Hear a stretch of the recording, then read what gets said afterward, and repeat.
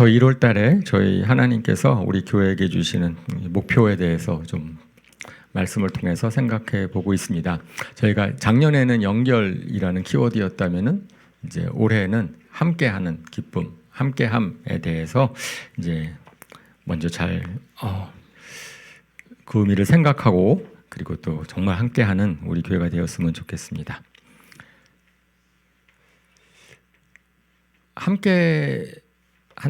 함께하는 기쁨이 무엇인가를 보여주는 그러한 이제 성경 공부를 저희가 작년 말에 했었어요. 구약 성경 기록에서 출애굽한 이스라엘 백성들이 주의 명에 따라서 성막을 지었을 때, 그리고 또 솔로몬 왕이 성전을 완공했을 때, 그리고 나중에 또 이제 바벨론에 사로잡혀 갔다가 돌아와서 수룹바벨 선전을 지었을 때, 그럴 때 온 이스라엘이 주 안에서 함께하고 주 안에서 기쁨이 넘쳤고 그랬다라는 것을 제가 살펴보았습니다.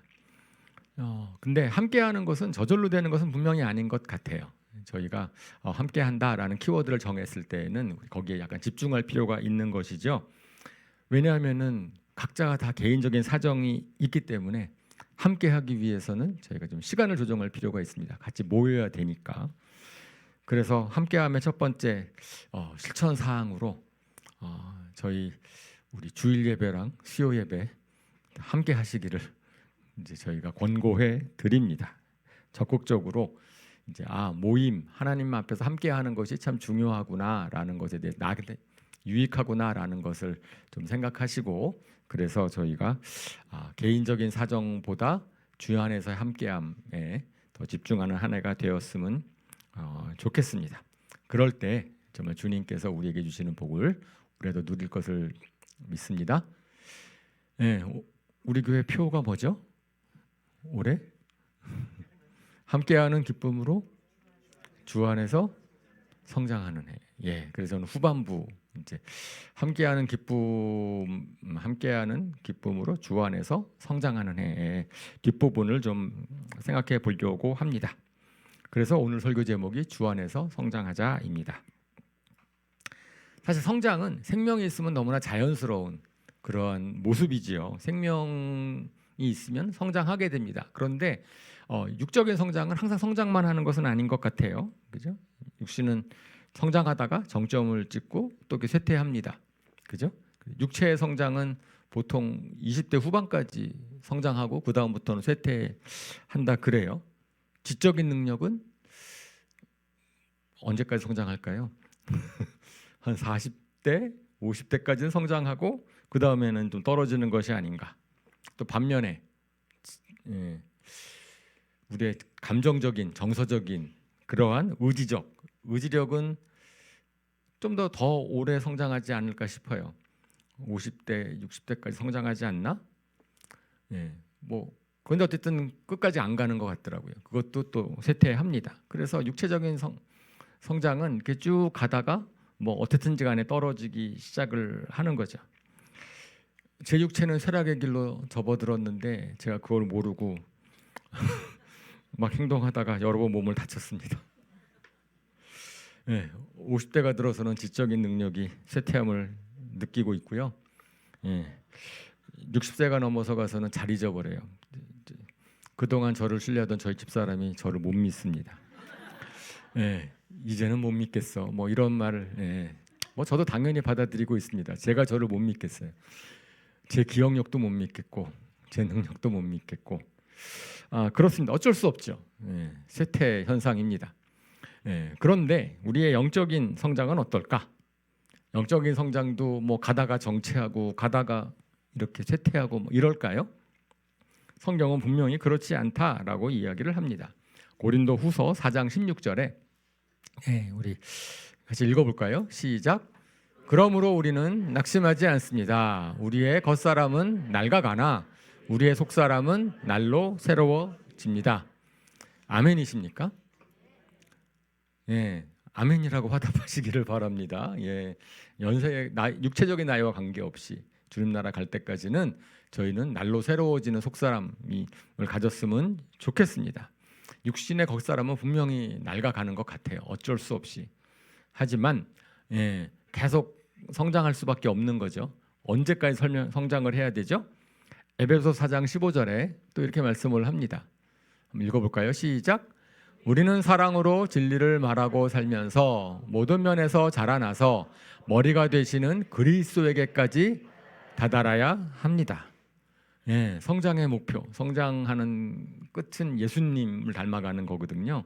예수님의 성품, 예수님의 인격, 지혜, 능력, 하나님과의 관계, 그 모든 면에서 우리는 아직 멀었죠. 예, 부족합니다. 그래서 예수님에게 다다를 때까지 계속해서 성장하는 것, 그것이 신앙생활이다라고 성경은 이야기를 합니다.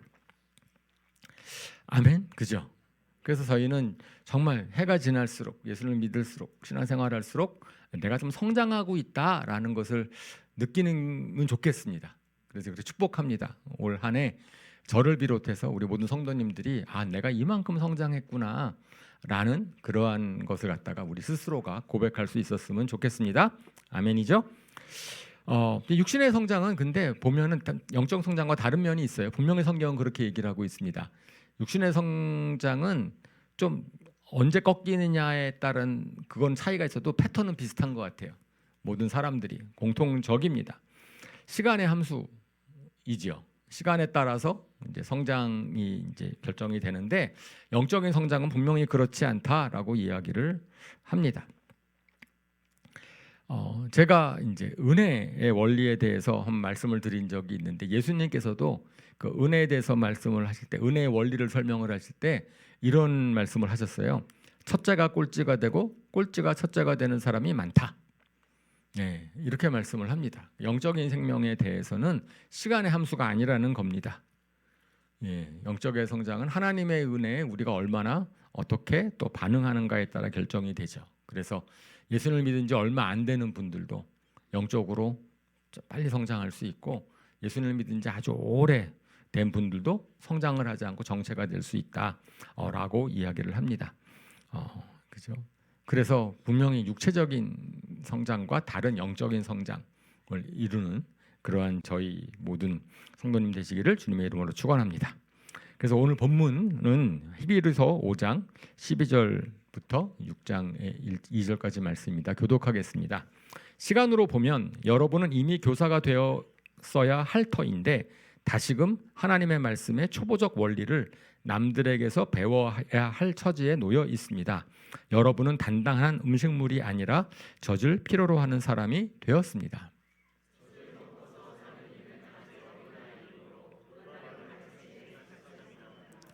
그러나 단단한 음식물은 장성한 사람들의 것입니다. 그들은 경험으로 선과 악을 분별하는 세련된 지각을 가지고 있는 사람들입니다.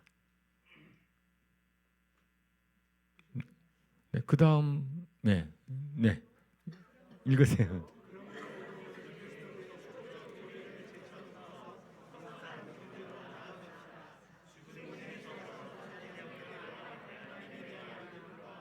침례에 대한 가르침과 안수와 죽은 사람의 부활과 영원한 심판과 관련해서 또다시 기초를 놓는 일이 없어야 하겠습니다. 네, 아멘. 그러니까 히브리서 5장 12절부터 6장 2절까지의 말씀은 우리의 영적 성장에 대해서 이제 권면을 하고 있습니다. 그래서 처음 5장 12절에 보면은 예수님을 믿은 지 꽤 오랜 시간이 되었는데도 불구하고 성장을 하지 못하고 저희 12절 보여주시겠어요? 5장 12절 말씀. 네, 시간으로 보면 분명히 교사가 될 정도의 시간이 지났는데도 초보적인 원리를 오히려 배워야 하는 그런 사람들에게 권면하는 말씀이지요. 그러면서 성숙해지자. 6장으로 가면은 우리 성숙한 경지로 나아가자라고 말씀을 합니다. 그리고 12절에 보면은 잊혀질 수 있다는 걸 처음엔 좀 아는 것 같았는데 다시 배워야 할 처지에 놓일 수 있다라고 이야기를 합니다. 그래서 한번 우리 자신을 돌아봤으면 좋겠어요. 나는 좀 어느 영적인 성장에서 어느 수준에 있을까? 왜냐하면은 우리가 주 안에 성장하자라는 것이 우리의 교회가 정한 우리의 목표라고 한다면 나는 좀 어느 단계까지 와 있는가를 한번 스스로 생각해 보는 것이 필요하겠지요. 그래서 저는 전에는 아는 것 같았는데 나중에 보니까 잊어버리는 것이 참 많아요. 우리 그렇지 않습니까? 제가 고등학교 때 많이 배운 것 같은데 시간 지나니까 다 잊어버리는 게 참 많더라고요. 써먹질 않으니까 그래 당연히 뭐 잊어버릴 수 있습니다. 근데 경험으로 몸에 체득하지 않으면 우리는 그것을 갖다가 잊어버리는 세상적인 지식이 참 많은 것도 알고 있죠. 영적으로도 마찬가지다라고 말씀을 합니다. 그리고 6장에 그래서 1절과 2절에 그러면 성장, 여기 오늘 본문에서 얘기하는 게 뭔가 봤을 때 그리스도교의 초보적인 교리가 무엇인지를 또 말씀하고 있어요. 그 초보적인 교리를 제쳐놓고 더 성숙해지자라고 권면을 하는데, 그럼 초보적인 교리가 뭔지에 대해서 이제 1절과 2절에 말씀하고 있죠. 거기에 뭐죠? 회개, 뭐 믿음, 침례에 대한 가르침과 안수, 부활과 영원한 심판, 뭐 이런 것들이 이제 초보적인 교리라고 합니다. 예수님을 믿으신 지 얼마 안 되시는 분들은 분명히 저 초보적인 교리라고 하는 기초가 튼튼해질 필요가 있습니다. 그래서 저것이 뭐 여기 있는 모든 분들에게 해당되는 말이라기보다 예수님을 믿은 지 얼마 안 되시는 분들은 저게 초보구나, 내가 뭘 튼튼히 여겨야만 되겠구나라는 한번 생각해 보시고, 오래되신 분들은 내가 그러면 얼마나 성숙했는가를 한번 생각해 보셨으면 좋겠습니다. 그럴 때에 우리가 주 안에서 성장하는 그런 한 해가 될 것을 믿습니다. 가장 먼저 말씀하고 있는 것이 회개, 죽은 행실에서 벗어나는 회개입니다. 신앙의 출발은 회개이죠. 예수님 믿기 전까지는 뭐 내가 생각하는 판단, 내 생각대로 살았더라면 그거 잘못되었구나라는 것을 인정하는 것입니다. 예수를 믿기 전에도 난 잘 살고 있어 이렇게 생각하는 분들은 예수님 믿기가 좀 어려운 것 같아요. 근데 예수님 믿기 전에 뭔가 내 삶에 좀 변화됐으면 좋겠다, 문제가 있다라고 깨달았을 때 복음에 관심을 갖죠. 특별히 이 회개 부분이 어려운 부분이 어려서부터 신앙생활하신 분들입니다. 그럼에도 어려서부터 신앙생활하시는 분들, 우리 자녀 세대들 특별히 회개를 건너뛸 수는 없습니다. 왜냐하면 저 살다 보면 그런 것 같아요. 우리 사춘기를 특별히 지나서면서는 자의식이 생기고 내가 내 마음대로 살고 싶어하는 마음을 갖게 되거든요. 그러면서 저희 자녀들도 그랬는데 그러는 거예요. 너 옛날에 신앙생활 잘했잖아. 그러면은 그때는 뭐라 그래요? 부모님 때문이지 자기 선택이 아니었다고. 부모님이 손 붙잡고 가고 뭐 이렇게 해서 내가 교회를 다닌 거지 자기 선택이 아니었다, 자기 생각이 되면서부터는 그러면은 이제 내가 판단해야 되니까 뭐 이렇게 이야기를 합니다. 아마 자녀를 키우시는 분들은 한 번쯤은 다 그런 경험을 하실 것이라고 믿습니다. 뭐 자연스러운 우리의 성장의 모습인데, 그죠?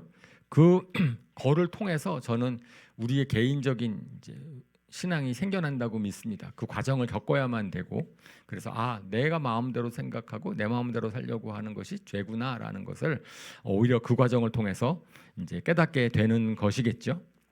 저는 그래서 그런 방황은 신앙의 기초를 든든히 하기 위해서 이제 하나님께서 우리에게 마련해 놓으신, 저는 아담과 하와가 왜 하나님께서 죄를 짓게 하셨을까? 그냥 처음부터 죄 짓지 않게 내버려 두시면 안 됐을까? 이러한 것도 저 나름대로의 이제 답은 뭘 갖고 있냐면은 그들의 실패를 통해서 참으로 하나님을 믿는다는 것이 무엇인지를 우리에게 말씀해 주시려고 하는 것이다라고 생각을 합니다. 그래서 한번 그 과정을 겪고 나면 사탄의 유혹에 넘어가지 않을 터이니까, 그 과정을 겪지 않으면 그러면 언제든지 간에 사탄의 유혹에 넘어갈 수 있기 때문에 하나님께서 일부러 방황하는 시기를 허락하는 것이 아닌가 생각을 합니다. 그래서 예수님 믿는 사람들은 공통적으로 회개에 대한 간증이 있어야 된다라고 성경은 이야기를 합니다. 예수님 때문에 내가 이렇게 달라졌다. 그죠? 과거에 내 생각이 바뀌고 내 태도가 바뀌고, 그죠? 이건 후회랑 다르죠. 그러니까 실질적으로 바뀐 경험, 내가 예수님 때문에 내가 어떻게 바뀌었다라는 것이 좀 필요한 것 같아요. 그래서 그러한 변화가 없이 예수님을 믿는데 예전이랑 지금이랑 똑같다? 그러면은 그죠? 혹시 내가 뭘 회개하고 있지는 않은가 점검해 볼 필요가 있습니다. 그래서 사도 베드로가 이제 성령 받고 처음에 설교를 할 때 이렇게 설교하는 첫 번째 설교 말씀이죠. 가장 첫 번째 하는 설교 말씀입니다.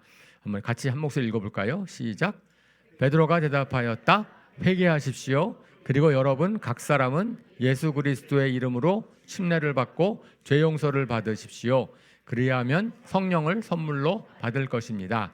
이 약속은 여러분과 여러분의 자녀와 또 멀리 떨어져 있는 모든 사람, 곧 우리 주 하나님께서 부르시는 모든 사람에게 주신 것입니다. 예, 이게 첫 번째 설교 메시지인데 일성이 38절인 거죠. 그죠? 회개하면, 그리고 또 회개의 징표로 침례를 받으면 죄 용서를 받고 성령을 받을 것이다 라고 말씀을 합니다. 그래서 성령, 새로운 생명을 받아야 그 다음부터 성장이 일어나는 거니까, 그래 구원을 받는 거니까, 그것이 회개함 없이 죄 용서가 없고 성령이 오실 수 없다라고 이야기를 하고 있습니다. 그래서 이제 회개, 그것이 이제 기초 중에 기초이고 거기서부터 시작이 되는 거죠. 그 다음에 이제 오늘 본문에서 얘기하는 것은 뭐예요? 하나님에 대한 믿음입니다. 하나님에 대한 믿음. 죽은 행실에서 벗어나는 회개와 하나님에 대한 믿음과라고 되어 있으니까 두 번째 믿음. 그러니까 기독교의 기초는 내가 하나님을 어떤 분으로 믿느냐라고 하는 거지요. 믿음은 내가 하나님을 얼마나 아는가의 문제가 아니고 하나님을 얼마나 이제 신뢰하는가, 하나님께 내가 나 인생을 맡길 수 있는가. 하나님은 우리가 상상으로 알 수 있는 분이 아닙니다. 그래서 하나님께서는 당신이 어떤 분이신지를 우리한테 계속 알려주길 원하셨어요. 말씀으로 알려주시고 계속 이제 하나님께서는 계시하시는 분이시고 그 하나님을 우리가 보여주시는 만큼 알아야 점점 하나님에 대한 지식이 자라나는 거죠. 그래서 저희가 성경을 좀 알 필요가 있습니다. 성경 말씀은 왜 하나님이 나는 이런 존재야, 나는 이런 분이야라고 계속 말씀하고 있거든요. 근데 성경을 통하지 않고서는 어떻게 하나님을 알까요? 우리 상상으로 하나님은 이런 분이실 거야, 이렇게 아는 것이 참 하나님이 아닐 확률이 높죠, 그죠? 우리가 착각할 수 있죠. 그래서 성경 말씀을 통해서 하나님을 먼저 이런 분이시구나라는 것을 알고, 그리고 그런 분이신 것을 우리가 이제 말씀의 순종함으로 경험해 봄으로 확증해 가는 것, 그것이 신앙생활입니다. 예를 들어 볼까요? 분명히 죄를 싫어하시고 죄를 벌하시는 하나님이신 것을 우리가 정말 믿는다면, 그러면 의도적으로 죄를 지을 수 있을까요? 분명히 우리 하나님은 죄를 싫어하시고 짓는 분을 싫어하시는데 우리가 의도적으로 계속 그걸 무시하고 죄를 져. 그러면 하나님을 아는 걸까요? 모르는 걸까요? 그죠? 하나님을 안다고 할 수 없겠죠. 그죠? 자기가 생각하는 하나님은 내가 이런 죄를 져도 하나님은 그냥 무관심할 거야, 괜찮을 거야, 뭐 이렇게 생각할 수는 있겠지만, 왜냐하면은 이제 우리 당시에 유대인들이 이제 우리 기독교의 복음을 이제 비난할 때 그랬거든요. 뭐라고 초대교회 교인들을 비난했습니까? 너희 하나님 용서해 주신다고 하니까 너 죄를 많이 져도 된다고 오해하는 거 아니야? 그것이 맞느냐라고 얘기를 합니다. 그 사도 바울이 로마서 6장 1절과 2절에 이렇게 얘기를 합니다. 같이 읽겠습니다. 시작. 그러므로 우리가 무엇이라고 말을 해야 하겠습니까? 은혜를 더하게 하려고 여전히 죄 가운데 머물러 있어야 하겠습니까? 그럴 수 없습니다. 우리는 죄에는 죽은 사람인데 어떻게 죄 가운데서 그대로 살 수 있겠습니까? 그죠? 그러니까 그것은 하나님에 대한 믿음이 좀 잘못된 거죠. 하나님께서는 하나님을 지식으로 알지는 몰라도 우리가 경험으로, 그리고 관계성적으로 하나님을 알지 못하기 때문에 계속해서 죄를 짓고 있는 것이다 라고 이야기를 합니다. 그래서 회개하는 것은 죄에서 돌이키는 것이고, 그 다음에는 하나님께서는 우리로 선하게 살려고 선한 일을 하도록 우리를 지으셨다라고 계속 성경은 이야기를 하고 있어요. 그 우리가 잘 알고 있는 거죠, 그죠? 그 기초죠, 기초. 기독교의 기초. 근데 표정이 그렇게 그 기초다라고. 저도 마찬가지입니다, 사실은. 그러니까 성경에서 오늘 본문에서 얘기하는 기초라는 게 생각해 보면은 우리가 생각할 때는 꽤 수준 높은 신앙을 기초라고 얘기하는 것 같아요. 뭐 그런 겁니다. 지금 그렇죠. 그 다음에 이제 세 번째로 본문에서는 침례에 대한 가르침과 안수, 이제 이것도 초보적인 교리라고 합니다. 사실은 침례라고 하는 것은 뭐죠? 우리의 신분이 바뀌었다라고 하는 것을 나타내는 의식이지요, 그죠? 물에 잠기는 것은 우리가 예수님과 같이 장사되었다가 딱 물에서 일어나는 것은 다시 부활해서 새 생명이 되었습니다. 새로운 생명으로 새 사람으로 태어났습니다라고 하는 것을 의미를 합니다. 사실 존재의 변화다라고 하는 겁니다. 구약 시대에서는 하나님을 믿고 안 믿고가 의식을 정하는 것, 율법을 잘 지키는 것. 그래서 겉으로 드러나는 행위로서 이제 그 사람을 갖다가 신앙을 얘기를 했다면, 신약 시대에는 구약의 그런 모든 율법이나 그런 것들은 이제 다 폐지 안 해도 된다. 이제 그죠? 안 해도 된다 그래서 막 살면 된다는 것이 아니고 그것보다 본질적인 변화, 그죠? 우리의 신분이 바뀌었다라는 것을 우리가 이제 인정하는 것이 침례인 것이지요. 실질적으로 하나님께서는 우리 자신 한 사람 한 사람들이 이제 신분이 바뀌어서 이제는 세상에 속한 자가 아니고 하나님에 속한 자라는 것을 침례를 통하여서 이제 확인하게 하시고요. 그 다음에는 그거에 대한 증표로 그때 이제 성령의 기름 부으심 안수를 통하여서 성령께서 이제 우리에게 임하시는, 그러니까 침례를 받으면서 이제 하나님이 성령님이 우리와 함께 하시는 거듭나는 그런 체험을 하게 하시는 것이죠. 그래서 베드로전서 2장 9절에 이렇게 말씀을 합니다. 한번 읽어볼까요? 시작. 그러나 여러분은 택하심을 받은 족속이요 왕과 같은 제사장들이요 거룩한 민족이요 하나님의 소유가 된 백성입니다. 그래서 여러분을 어둠에서 불러내어 자기의 놀라운 빛 가운데로 인도하신 분의 업적을 여러분이 선포하는 것입니다. 근데 거기서 왕과 같은 제사장들입니다. 우리는 특별히 선택된 어떤 분 말고 모든 크리스찬들은, 예수를 믿은 모든 분들은 왕과 같은 제사장입니다 그랬는데, 왕과 제사장들이 그러한 뭐죠? 기름 부음 받은 자거든요. 근데 신약 시대에는 그래서 특별히 어떤 분이 기름 부음 받은 자가 아니고 모든 성도님들은 다 기름 부음 받은 자, 안수 받은 자들입니다라고 성경은 말씀을 하고 있습니다. 그래서 구별된 존재라는 거예요.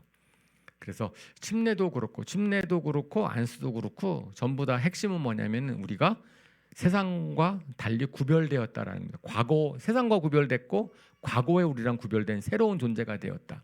새로운 피조물이 되었다라는 것에 대한 증거를 우리가 가지고 있는 거죠.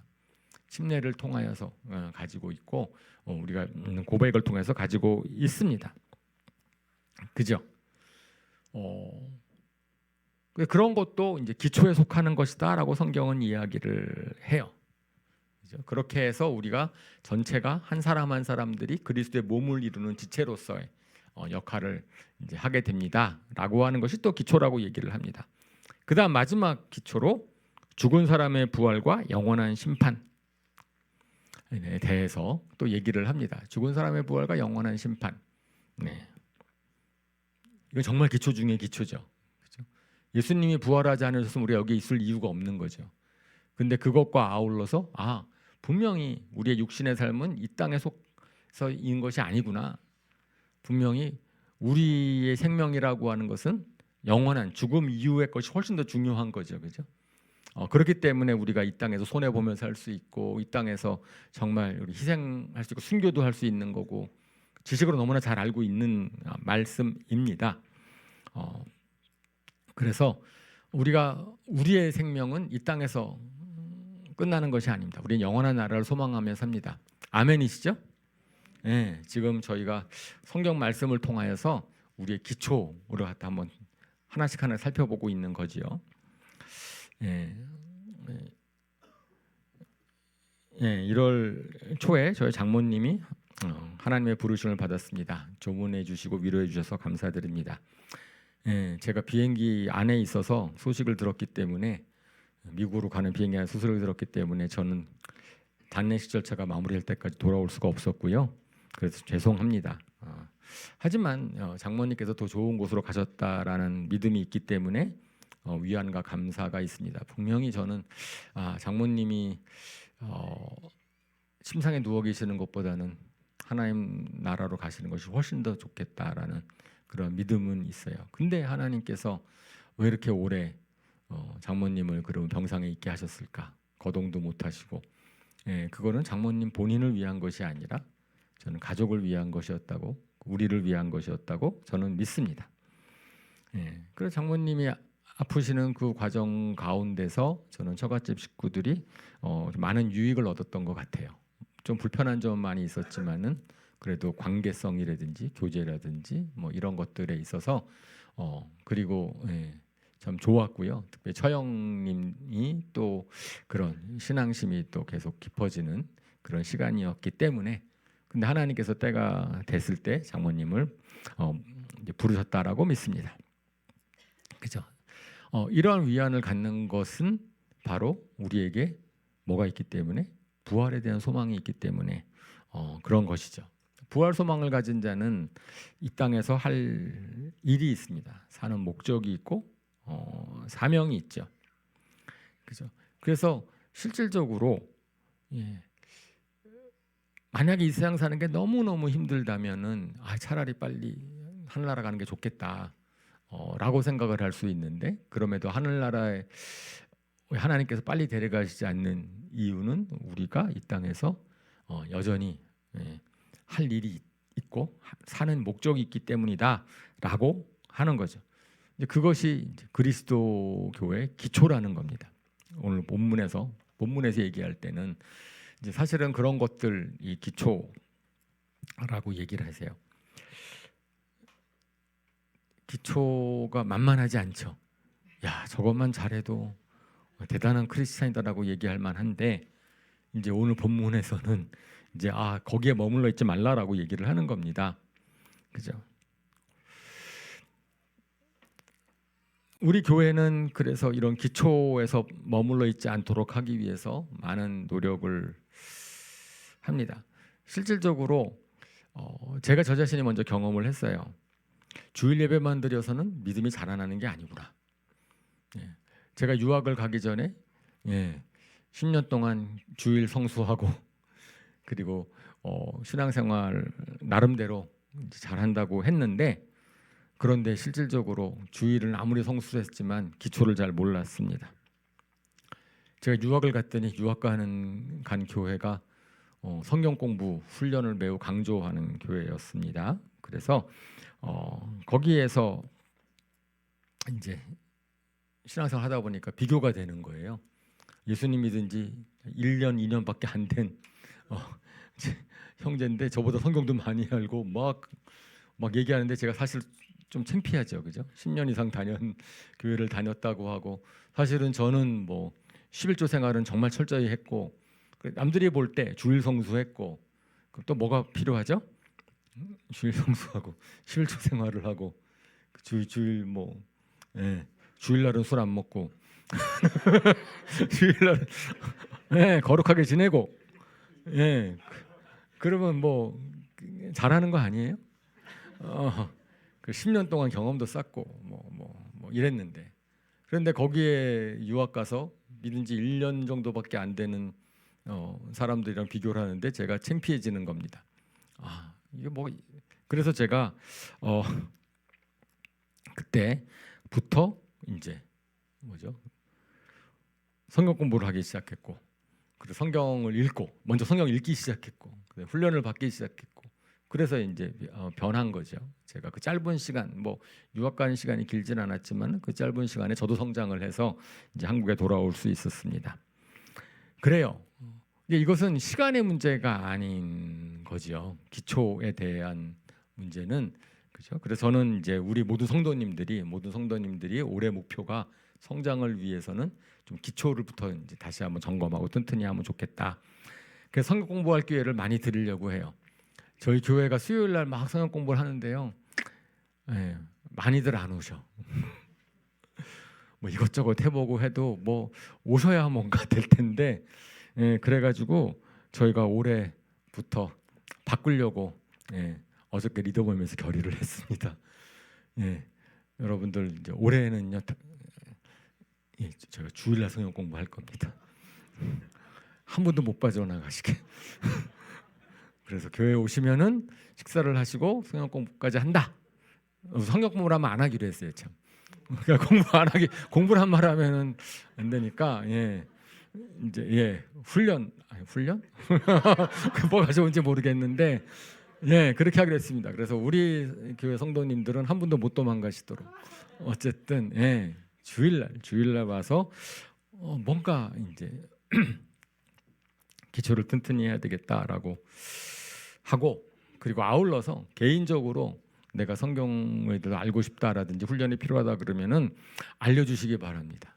예, 그래서 저희가 주 안에 성장하는 데 있어서 사실은 교회가 성장하는 게 규모가 커지는 게 아니거든요. 여러분 한 분 한 분들이 성장하는 거거든요.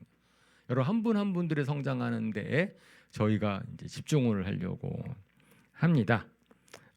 그래서 이제 그럴 때에 이제 함께 하고 참여하는 게 굉장히 중요하잖아요. 그래서 올 한 해에는 저희 교회가 새로워질 겁니다. 아멘. 기대가 되십니까? 겁이 나십니까? 기대가 되십.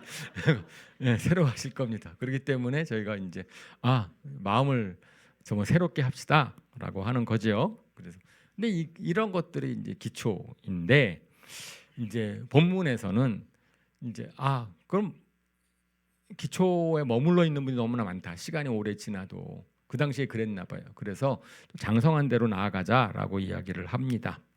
그러면서 장성한 사람의 특징으로 5장 17절에 이렇게 말씀하고 있어요. 그들은 경험으로 선과 악을 분별하는 세련된 지각을 가지고 있는 사람들. 장성한 사람의 묘사입니다. 장성한 사람은 경험으로 선과 악을 분별하는 세련된 지각을 가지고 있는 분들이라고 얘기를 하는데 저는 그것보다 개역개정이 조금 더 표현을 잘한 것 같아서 옆에 병행했습니다. 그들은 지각을 사용함으로 연단을 받아서 선악을 분별하게 되었다라고 이야기를 합니다. 연단을 받는다라는 것은 그러니까 장성해지는 게 금세 되는 게 아니고 뭐죠? 연단의 과정을 거친다는 거거든요. 트레이닝 한다는 거거든요. 그래서 운동선수가 트레이닝을 통해서 점점 몸에 익숙해지는 거죠. 그러니까 장성한 사람은 몸에 밴 겁니다. 그러니까 장성하지 않은 사람은 계속 이제 기억해야 되고 뭔가를 찾아야 되고 이러는데 장성한 사람은 이제 선과 악, 무엇이 옳고 그른지에 대한 그런 분별력이 몸에 배서 생긴다라고 하는 거죠. 제가 유학 시절에 처음에 갔었을 때는 당연히 이제 교회에서 아주 열심히 하는 교회니까 수요일 날 예배도 있고 뭐 이런 모임이 있었어요. 그러면 제가 이제 연구를 하다가 몰두하게 되면은 이제 예배 시간이 됐는데 이게 계속 하고 있는 거를 끝내고 싶은 거예요. 그러면 이제 뭐죠? 이번에 마저 하자. 마저 해서 이제 딱 일을 했는데 그러다가 괜히 파일 날려버리고 그 당시에 컴퓨터 써서 프로그램하고 하는 건데 뭐 잘못해가지고 나쁜 결과를 얻은 적이 한 번이 아니라 한 두세 번 있습니다. 그 다음부터는 제가 배웠어요. 과감하게 이제 중단하고 수요 예배를 참석을 하고 그랬더니 그 다음 날 새로운 아이디어가 생기고 예 그래서 뭐 이렇게 가지고 일이 더 잘 끝나는 내가 일을 많이 한다라고 뭐 결과가 좋아지는 것이 아니구나라는 것을 깨닫고 났습니다. 저는 제 경험을 통해서 연단을 받았어요. 그 다음부터는 고민이 없습니다. 제가 우선순위가 딱 이제 교회 활동, 교회 그쪽에 정해져 버렸어요. 그래서 그것이 저는 저의 고백이 됐습니다. 왜냐하면은 제가 이 세상에서 무슨 일을 하든지 간에 그것은 제 힘으로만 하는 것이 아닙니다. 주님의 도우심이 필요합니다. 그러므로 제가 주님께 드리는 그러한 모든 시간들은 낭비가 아니고 희생, 버려지는 것이 아니고 오히려 더 주님의 도움을 요청하는 거지요. 우선순위가 확실히 됐기 때문에 그 이후로부터 지금까지는 저는 그 문제에 대해서는 아무런 고민도 없습니다. 그것이 이제 연단을 제가 받았기 때문에 이렇게 된 것이죠. 저는 그런 간증들 아마 여러분들 가운데서 그런 비슷한 일들이 조금씩은 있으셨을 것 같아요. 종류는 다르지만 그리고 가지지 않으셨다면 그런 거를 가지시기를 바랍니다. 실질적으로 성경의 관점은 하나님의 관점과 참 다릅니다. 그래서 선악을 분별하는 것이 세상적인 관점이랑 하나님의 관점이랑 참 다르지요. 내 돈 내가 벌어서 내 마음대로 쓰는 게 뭐가 문제야? 세상에서 아무도 악하다고 얘기하지 않는데 성경에서는 마태복음 25장 같은 데에서는 그거가 이제 악한다라고 얘기를 합니다. 하나님이 주신 것, 그리고 너가 도움이 필요한 사람을 외면하고 자신의 쾌락만을 추구한다면은 그것은 악한 것이다라고 분명히 예수님이 말씀하셨어요. 그러면은 그런 분별력, 세상적인 관점에서의 기준과 하나님 나라에서의 관점에서의 기준은 참 다르구나라는 것을 우리가 깨닫게 되는 거지요. 장성한 사람의 모습이 어떠한지는 이제 오늘 본문 저희가 읽은 6장 1절 2절 읽었는데 6장 9절부터 12절에 좀 더 설명을 하고 있습니다. 히브리서 6장 9절부터 12절까지 교독하겠습니다. 사랑하는 여러분, 우리가 이렇게 말하지만 여러분에게는 구원에 이르게 하는 더 좋은 것들이 있다는 것을 확신합니다.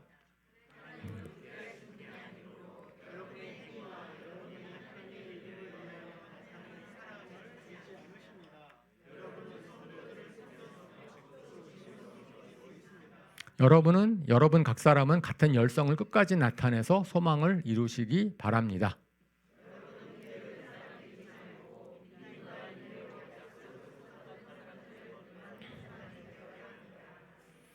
아멘.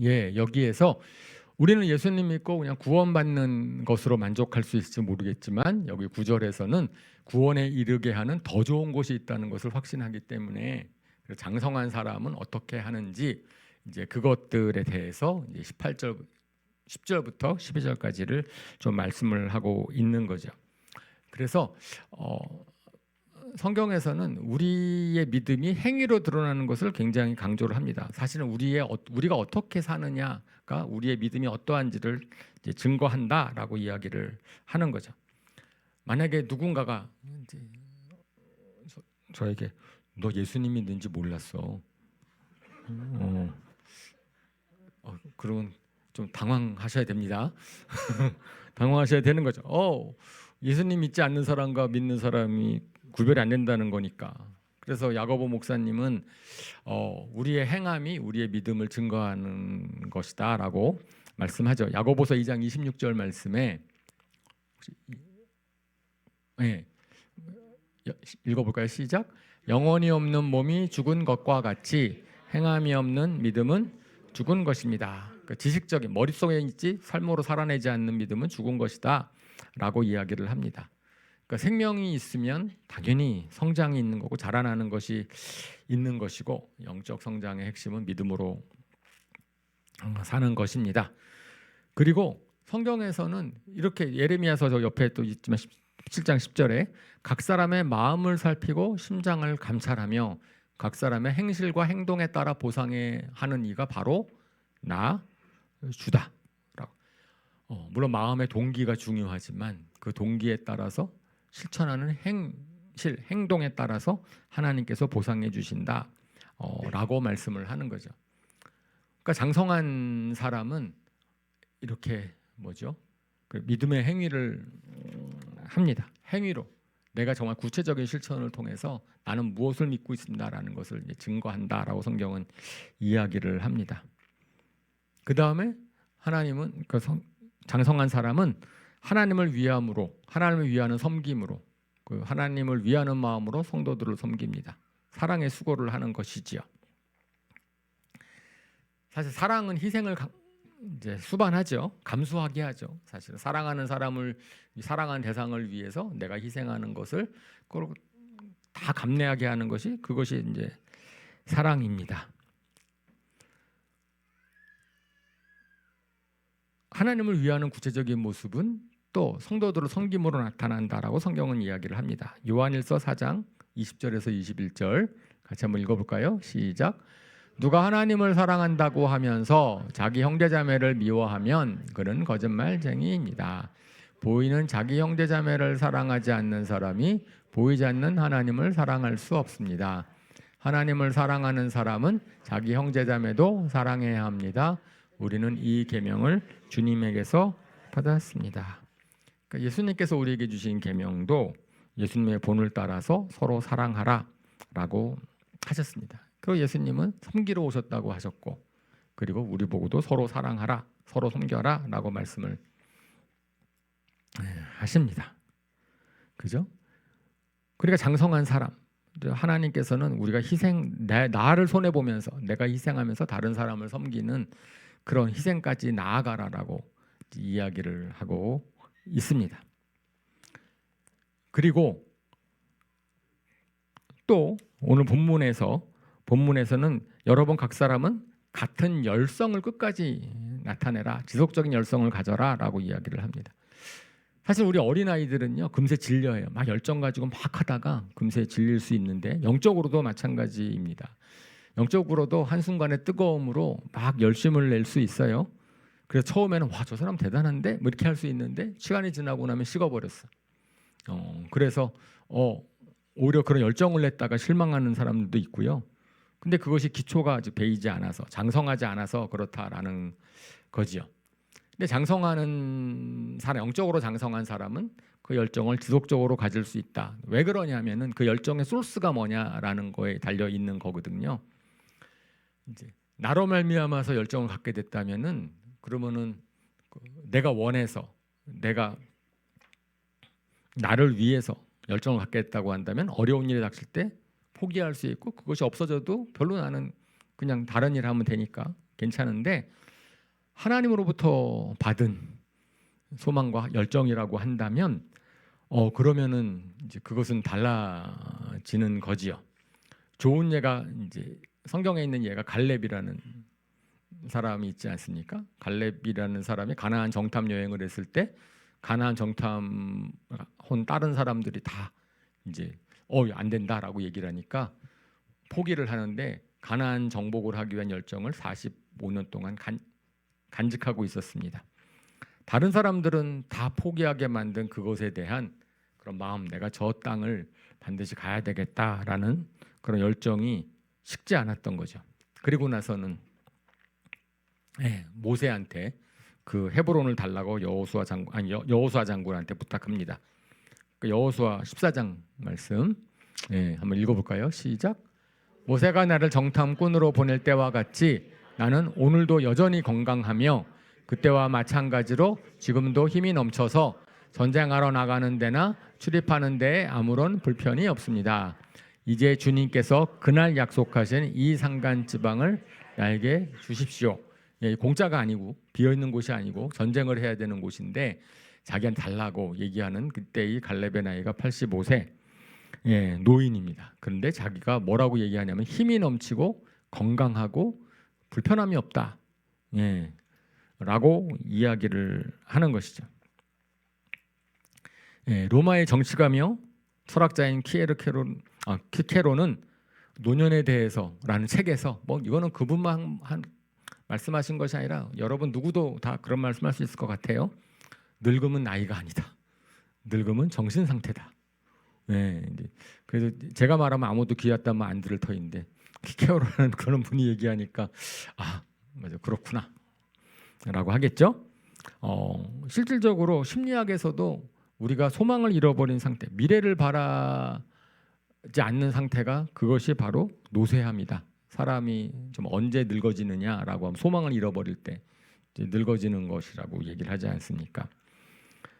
그러니까 우리의 영적인 생명도, 여기 사실은 이제 연세가 많이 되신 분들도, 그죠? 세상적으로 이 세상에서 뭐가 더 소망이 있으시겠어요?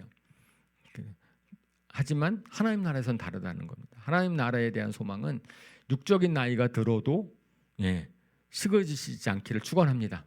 아멘. 저희 어머님 아버님 세대에 계시는 분들을 특별히 또 저희가 이제 이렇게 격려해드리고 그렇습니다. 하나님 나라에 대한 소망은 하나님 나라 갈 때까지 여러분들 계속해서 간직하시기를 바랍니다.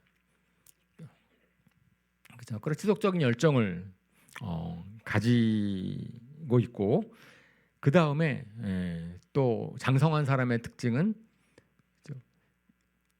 끝까지 인내하는 거죠. 그 열정을 가져서 막 했는데 일이 안 풀려. 그런 경우가 너무나 많거든요. 그럼에도 불구하고 포기하지 않는 것입니다. 그래서 끝까지 이제 환난을 당했을 때도 계속 인내하는 거죠. 야고보서 1장 3절에서 4절 예. 같이 읽어볼까요? 시작. 여러분은 믿음의 시련이 인내를 낳는다는 것을 알고 있습니다. 여러분은 인내력을 충분히 발휘해서 조금도 부족함이 없이 완전하고 성숙한 사람이 되십시오. 예, 이렇게 인내하면서 일이 잘 안 풀린다고 포기하지 말고 끝까지 참음으로써 더 성숙한 사람이 되십시오. 그 성경에서 하나님께서는 계속 인내하게 하셨거든요. 요셉도 모세도 그리고 다윗도 약속을 주셨지만 약속을 이루실 때까지는 15년, 40년, 20년 뭐 이렇게 환난의 기간을 주셨습니다. 그죠? 그래서 이러한 특징들 저희가 지금까지 살펴본 그런 특징들이 장성한 사람이 되기 위한 필요한 특징이라고 오늘 본문을 얘기를 하면서 그래서 우리 모든 사람들이 한 사람 한 사람들이 장성한 사람으로 성장할 것을 바라신다라고 오늘 말씀을 합니다.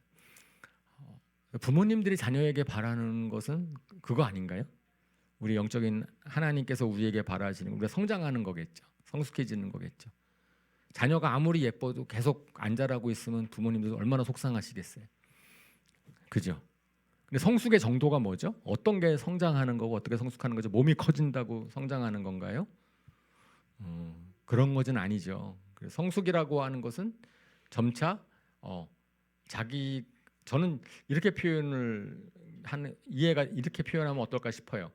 책임감의 범위가 좀 넓어지는 거죠. 책임감의 범위가 넓어지는 건데 그러니까 어린애는 자기도 못 책임지지만 사춘기가 되면서는 나는 책임져야 되는구나. 나고 나란 자의식이 생기고 그 다음에 근데 결혼을 하게 되면은 나 좀 더 크게 되면은 내가 책임져야 되는 게 나 자신만이 아니고 우리 옆에 배우자가 있고 자녀들이 있고 내 직장에 가면은 뭐 우리의 점점 성장하면서 내가 책임져야 되는 범위가 넓어지는 것이 영적인 성숙이라고 저는 생각이 되는데 그죠? 그럼 하나님께서는 그걸 부탁을 하시는 거죠. 하나님은 우리 모든 인류에 대해서 책임감을 가지고 계시고 잘 됐으면 좋겠고 그래서 구원하기를 원하시고 그래서 하기를 원하시고 예수님도 그렇고 예수님도 제자들에게 계속 그걸 갖다 부탁을 하시는 겁니다.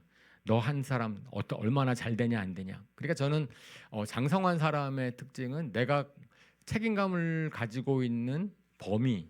그러니까 근데 보통 이제 어린 사람들은 나에게만 관심이 있는 거죠. 나만 잘 돼. 예수님 믿어서 나만 잘 되면 되고 나가 편안하면 되고 다른 사람이 어땠든지는 별로 관심이 없어. 그러면은 그것은 이제 어린아이적인 것이 아닐까. 근데 시간이 지났는데 계속 그 자리에 머물러 있는다.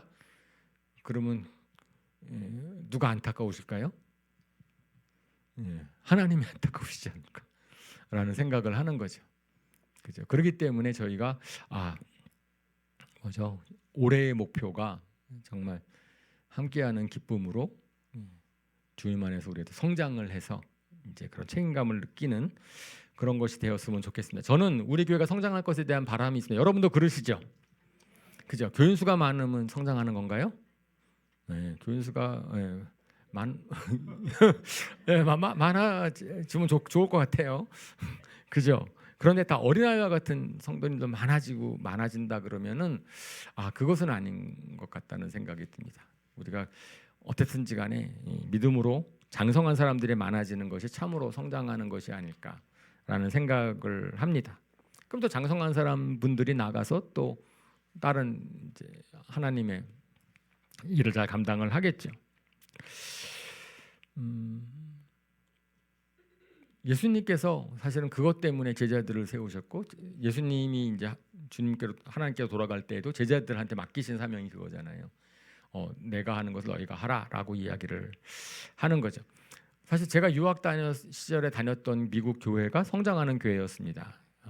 제가 처음에 교회를 나갔을 때 제 기억에 한 4, 50명 정도가 모였는데 한어부가 그런데 몇 년 안에 유학교회인데도 이제 한 200명 정도로 자라났었고, 근데 그 사람 수가 중요한 것이 아니고 우리가 지금 뭐죠? 선교사, 파송 선교사로 이제 하는 분들이 같이 저랑 같이 신앙생활했던 분들이 여러 분 계세요. 인도네시아 선교사, 뭐 이스라엘 선교사, 뭐 그런 것처럼 그건 이제 세가족 수양회를 하시면 저희가 좀 소개를 해드리는데, 그 굉장히 짧은 기간 동안에 이제 많이 자라나셨고, 그리고 선교사나 목사가 되셨고, 그다음에 성경 공부와 훈련 같은 거를 되게 열심히 했습니다. 돌이켜 보면은 좀 작은 부흥이 있지 않았을까 이제 싶은 생각이 들어요. 그러니까 저도 올해 우리 주 안에 성장하자라는 목표 가운데에는 저는 그걸 기대하는 거죠. 여러분들 우리 성도님들 가운데서 이제 자라나서 그 영적인 리더가 많이 세워졌으면 좋겠다. 예, 정말 영적인 리더들이로 많이 세워졌으면 좋겠다.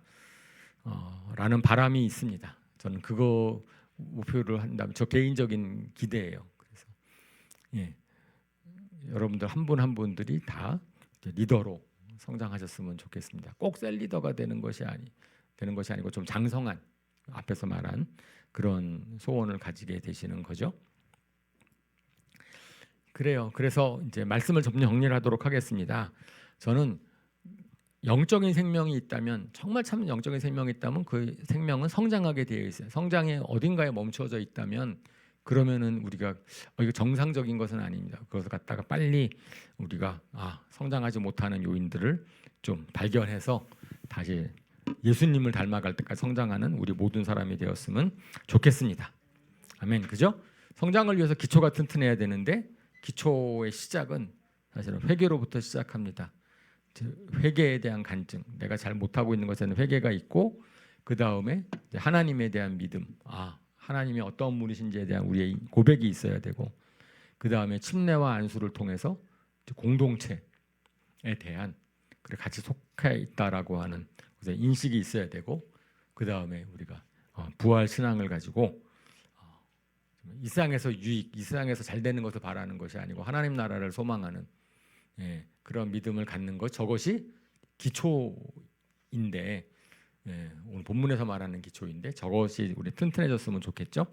나아가서는 기초에 머물러 있으면 안 되고 장성한 대로 나아가야 됩니다. 장성한 사람은 믿음으로 살고, 장성한 사람은 서로 섬기고 사랑하고, 그 다음에 어떻게 해요? 열정을 가지고 끝까지 인내합니다. 그래서 올 한 해 이제 다른 한 해가 될 것 같아요. 기대가 있습니다. 그래서 올 한 해는 그래서 저희가 이제 아까도 말씀을 드렸지만은 이제 지금과는 약간 다르게 할 몇 가지를 계획하고 있습니다. 그것은 향후에 또 우리 강동현 목사님께서 말씀해 주실 터인데, 그럴 때 우리 여러 모든 성도님들은 그것에 대한 이제 왜 그렇게 하는지, 이제는 성장할 때구나, 이제는 자라나야 될 때구나 라는 것을 깨닫고 그렇게 하기 위해서는 함께 하셔야 됩니다. 함께 해주시기를 부탁을 드립니다.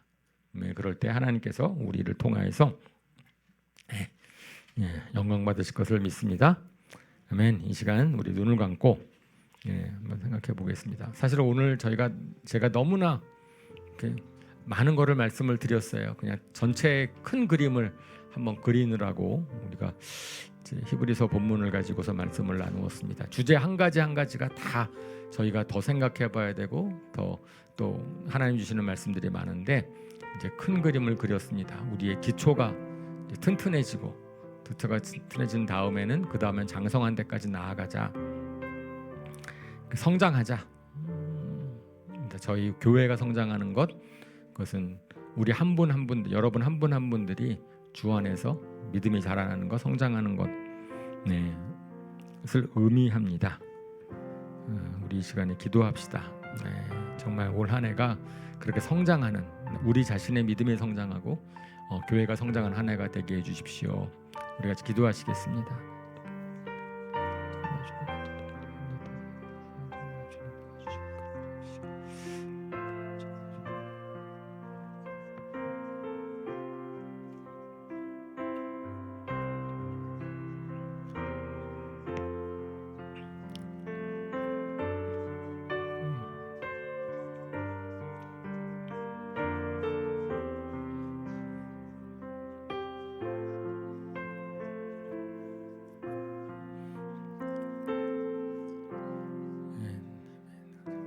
우리 다 일어나셔서 우리 찬송가 449장 예수 따라가며 복음 순정하며